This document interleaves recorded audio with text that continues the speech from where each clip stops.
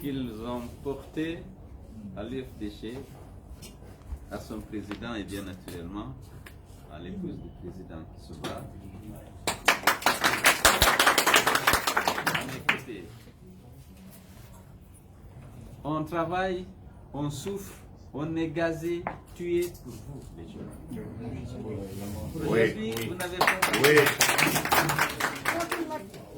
vous n'avez pas d'emploi, il n'y a pas de perspective. Beaucoup de vos camarades sont partis pour l'Europe. Malheureusement, beaucoup d'entre eux sont restés dans le désert. Voilà. Notre pays est très riche. Il suffit seulement que les dirigeants aient le sens du partage et la compétence de faire de ce pays, je ne dirais pas un paradis, mais en tout cas où chacun va vivre dignement. Un jeune qui n'a pas d'emploi ne vit pas dignement. Donc nous nous battons pour que les jeunes de Guinée puissent vivre dignement dans leur pays. Nous devions être importateurs de jeunes parce que le pays est tellement riche.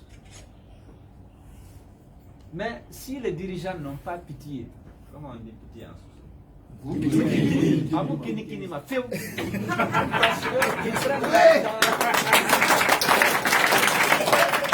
actuellement, ils sont en train de s'enrichir en vendant nos mines. Au lieu d'investir cet argent dans des secteurs générateurs de revenus et d'emplois.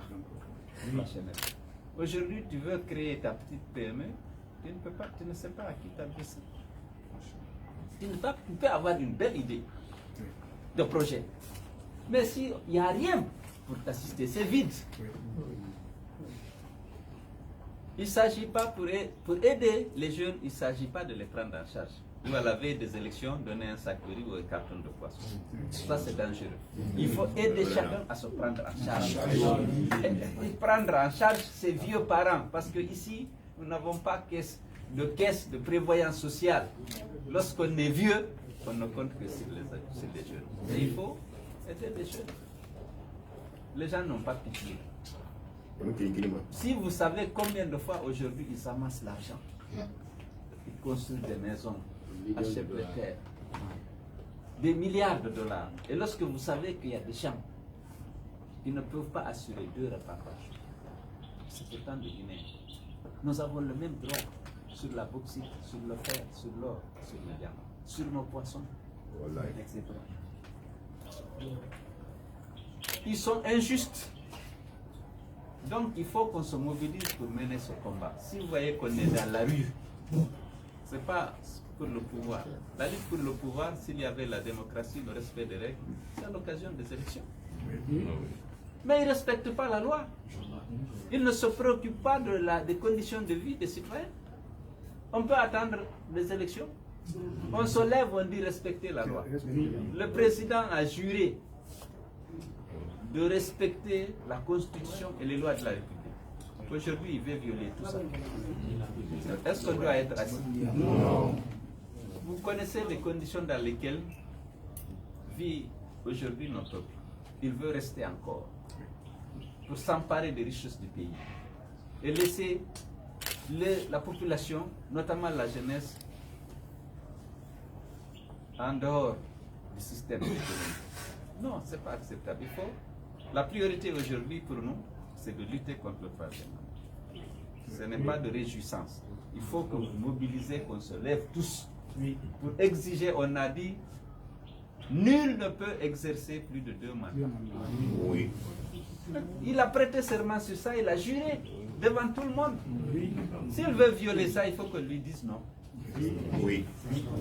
Donc, au niveau du FNDC, dont l'UFDG est membre, aujourd'hui c'est la priorité de toutes les priorités.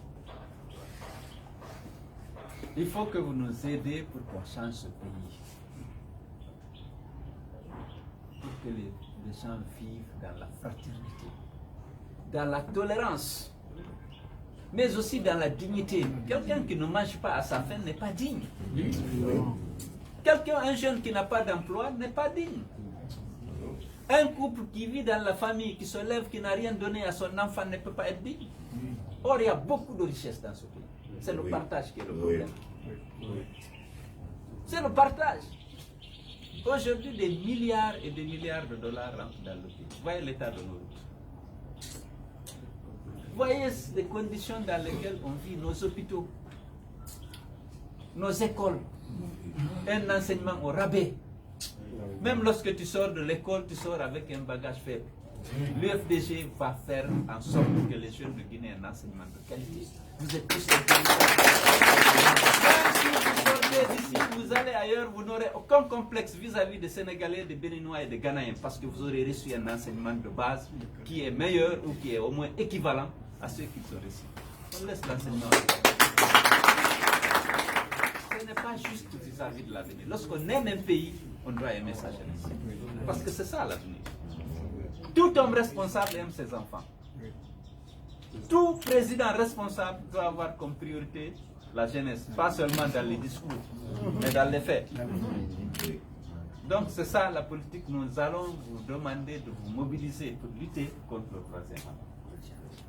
Ça comporte le risque pour que vos enfants demain vivent dans la dignité, dans la terre, sur la terre de nos ancêtres. Personne d'entre nous n'a choisi d'être Guinéen. C'est Dieu qui a. Il faut qu'on s'accepte. On ne peut pas juger un homme en fonction de son ethnie, de son nom, mais de son caractère, des actes, de ce qu'il fait. Le racisme, c'est quelque chose qu'on doit tous combattre. Je vais avoir un ami digne de confiance, qu'il soit sous tutelle. Je sais que si je ne suis pas là, mon ami est là. Il y a des traîtres, des gens qui ne respectent pas leurs paroles dans toutes les ethnies. Il n'y a pas d'ethnie noble. C'est les hommes, par leur comportement, par leur sens de la solidarité, qui peuvent être nobles parce qu'ils ont un bon caractère. Ce n'est pas une ethnie ou une famille qui peut être noble. Chacun peut être jugé par ce qu'il fait. Lorsque tu respectes ta parole, tu es attaché à la reconnaissance, à la gratitude, tu aimes ton prochain, personne n'est plus digne que toi. Voilà alors. Donc dire maintenant, s'emparer de tout pour le clan du président, c'est eux aujourd'hui qui bouffent toute l'argent du pays. Il faut qu'on se mobilise. Il a fait son temps. Mais il faut qu'il respecte la Constitution. C'est lui qui viendra, il fait 2 mandats, il part. On change. C'est comme ça. Donc, ce combat-là est une priorité. Moi, je vous exhorte à vous impliquer. Il s'agit de notre avenir, de notre Guinée. Pour qu'il y ait le changement d'une meilleure répartition des richesses, pour qu'il y ait la jeunesse soit mieux prise en charge, ça doit commencer par l'éducation. Et ensuite, il faut aider à faire en sorte qu'il y ait des emplois. Il ne s'agit pas à la veille des élections de distribuer du riz et du poisson. Ça, c'est manquer de respect pour les gens. Vous comprenez? Parce que tu manges un sac de riz un mois, 2, c'est terminé. Si moi je dois t'aider, je t'aide à te prendre en charge, parce que je ne peux pas te donner tous les matins. Oui. Non, c'est ça. Qu'est-ce que toi tu peux faire? Que tu travailles à la fin du mois, même si ce n'est pas beaucoup, mais en positif. Mais si j'attends seulement à la veille des élections, je dis venez, je vous donne, il y a du riz, il y a du poisson, ça ne sert à rien. Les jeunes n'ont pas besoin de ça. Mais lorsque tu as tout fait pour que les gens ne se prennent pas en charge, et le jour de la veille des élections, tu veux acheter leur voix, tu viens à la veille, tu donnes un sac de riz. Quelqu'un qui n'a rien à manger, si tu lui donnes un sac de riz, il accepte. Bien sûr. Et tu achètes ainsi sa voix, alors que tu aurais pu l'aider autrement. En faisant en sorte qu'il ait une activité génératrice de revenus, et pour qu'il puisse aussi aider les autres, ses enfants et ses parents. Parce que c'est lui qui est responsable de ses enfants. Mais s'il n'a rien, ses enfants vont à la rue, lorsque les filles vont grandir, elles vont faire n'importe quoi. Mais si tu n'as rien à leur donner, qu'est-ce que tu peux faire? Lorsqu'il n'y a rien à manger, tu ne peux pas les habiller, tu ne peux pas leur donner à manger. Lorsqu'elles sortent, qu'est-ce que tu peux faire?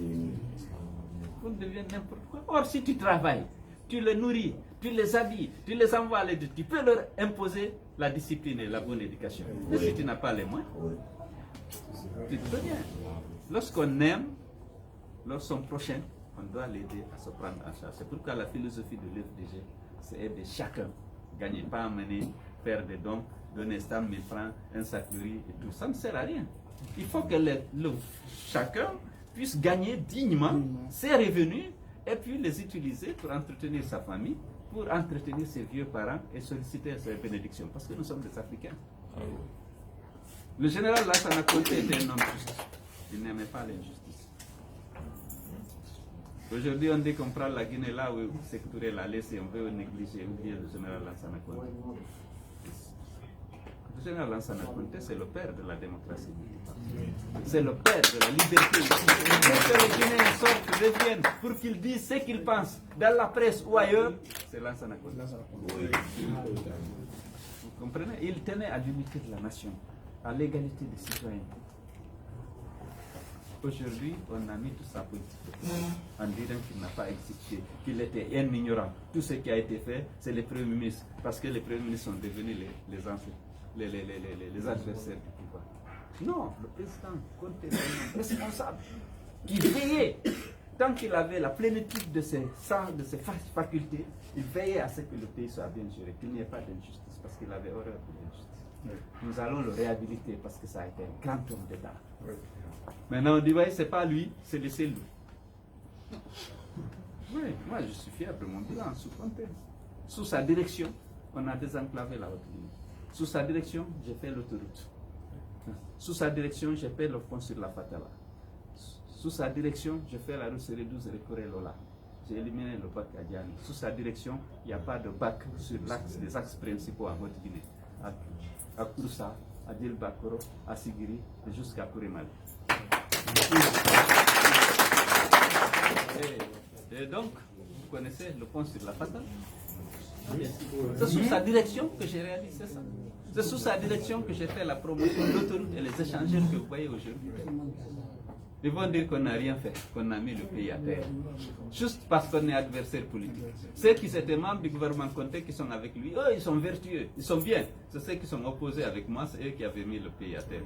Ça, c'est pas juste.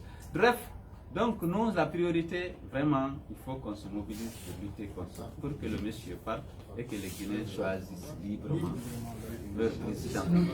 C'est ça.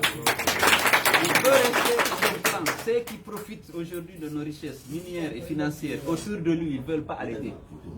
C'est des milliards et des milliards de dollars. Levons-nous, jeunes de Guinée, pour dire non à cette situation. On compte sur vous. Nous allons décliner le programme de manifestation. On va compter sur votre association. Une